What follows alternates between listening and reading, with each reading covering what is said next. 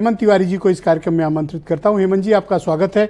अरविंद केजरीवाल की गिरफ्तारी से देश की राजनीति, विपक्ष की राजनीति और आगामी जो लोकसभा के चुनाव हैं, इस पर क्या कोई इम्पैक्ट पड़ेगा अथवा नहीं पड़ेगा, और इस पे कौन नफे में है, कौन नुकसान में है? देखिए, केस की मेरिट डिमेरिट ये दूसरा विषय है। अदालत में क्या तथ्य और तर्क पेश किए जाते हैं दूसरा विषय है। लेकिन प्रथम दृष्टया विषय यही है जो आपने प्रश्न किया है जी। चुनाव का माहौल है। मेरा मानना है कि जो कुछ हुआ जैसे भी हुआ, लेकिन जिस वक्त पे हुआ, कम से कम भारतीय जनता पार्टी के लिए कोई इसको फायदेमंद नहीं बताएगा। इसकी सिंपैथी, इसका कुछ लाभ मेरा विचार है, मुझे लगता है कि ये आम आदमी पार्टी के लोगों को मिलेगा। और एक और बात होगी कि जो क्लास वाकई आम आदमी पार्टी का सबसे बड़ा सपोर्टर है, ब्लाइंड सपोर्टर है, वह मेरिट डिमेरिट और क्या हुआ कैसे हुआ इस पे जाने के बजाय एक बहुत सामान्य सी जो देसी भाषा होती है कि केजरीवाल को जेल में डाल दिया, पहले इसको देखेगा। तो ऐसी परिस्थिति में एक साइकोलॉजिकल और एक धरातलीय लाभ जो है वो आम आदमी पार्टी को मिलेगा, नंबर एक। नंबर दो, अब फिर मैं कह रहा हूं, दूसरी बात पे बात लागू होती है, कब क्या कैसे हुआ, किन तथ्यों पर हुआ, गलत हुआ सही हुआ, ये बात का विषय है। कानून कठोर है, इस कानून में जल्दी जमानत नहीं मिलेगी। जमानत मिलनी होती तब तक सिसोदिया और संजय सिंह भी बाहर होते, चुनाव प्रचार कर रहे होते। तो अब तो केजरीवाल जी तो पूरे समय के लिए गए, ये भी सही है।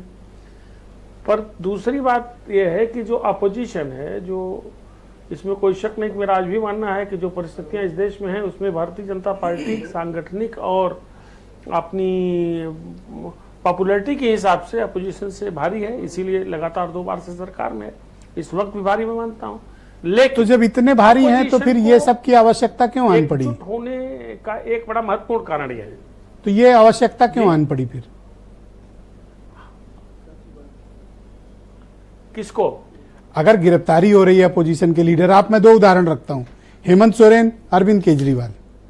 अगर ये मजबूत हैं तो फिर ये विपक्ष के नेताओं पर ऐसी कार्रवाई क्यों हो रही है?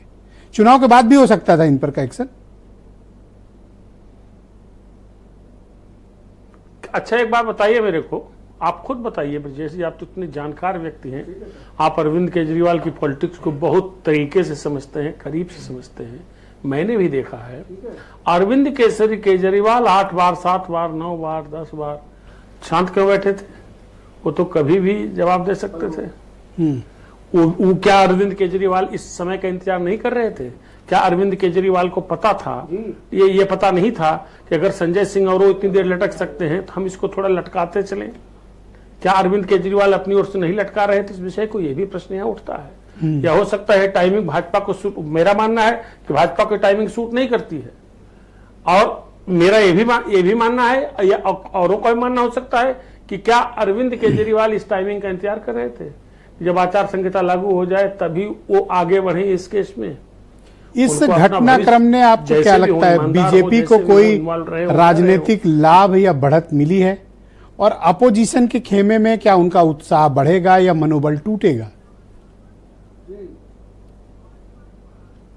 मेरा साफ मानना है ब्रजेश जी कि अपोजिशन का मनोबल थोड़ा बढ़ेगा। उनको एक अपॉर्चुनिटी मिल तो गई है जमीन पे आने की, मैदान में आने की, अपोजिशन को एकजुट होने की। भारतीय जनता पार्टी की इससे कोई फायदा मिलने वाला नहीं है। भारतीय जनता पार्टी का अपना आकलन, हम लोगों ने जो देखा है, जो देख रहे हैं, वो आकलन, अगर आप इसको सत्य माने तो बीजेपी बहुत स्मूथली आगे बढ़ रही थी 2024 के पार्लियामेंट्री इलेक्शन में।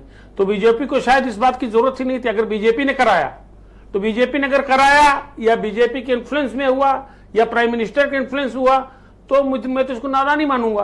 और मैं कतई नहीं मानूंगा कोई मैच्योर्ड पॉलिटिशियन पावर में बैठा हुआ इस तरह का काम चाहेगा। हाँ, परिस्थितियों को देखते हुए अरविंद केजरीवाल जरूर चाह सकते हैं कि हमारी सर, पर अपने यहाँ कोई छापा क्यों डलवाएगा? और दूसरा, सिटिंग चीफ मिनिस्टर के यहाँ छापा पड़ना, उसको अरेस्ट करना, यह असाधारण है सर। कोई एजेंसी अकेले इतना बड़ा फैसला नहीं कर पाएगी। असाधारण निश्चित रूप से है। आप मुझे बताइए, मैं प्रश्न तो यही कर रहा हूं कि ऐसी असाधारण परिस्थिति क्यों चाहेगी कोई पार्टी या कोई नेता या कोई संगठन नहीं चाहेगा जो उसके खिलाफ जाए। जी, वो ऐसा अवसर क्यों देना चाहेगा? अरविंद केजरीवाल के जेल जाने से भारतीय जनता पार्टी को फायदा नहीं होने जा रहा है। Thank you. भले कोई कहे, कोई प्रवक्ता कहे कि ये कांड चल रहा था, इलेक्ट्रल बॉन्ड का चल रहा था, उससे डाइवर्ट करने के लिए ये कर दिया। अभी जब हम लोग डिबेट पे हैं तब तक मेरे पास एक बड़ी खबर आ रही है। केजरीवाल के लोग खुद एक ब्रेकिंग न्यूज है कि अरविंद केजरीवाल को 27 मार्च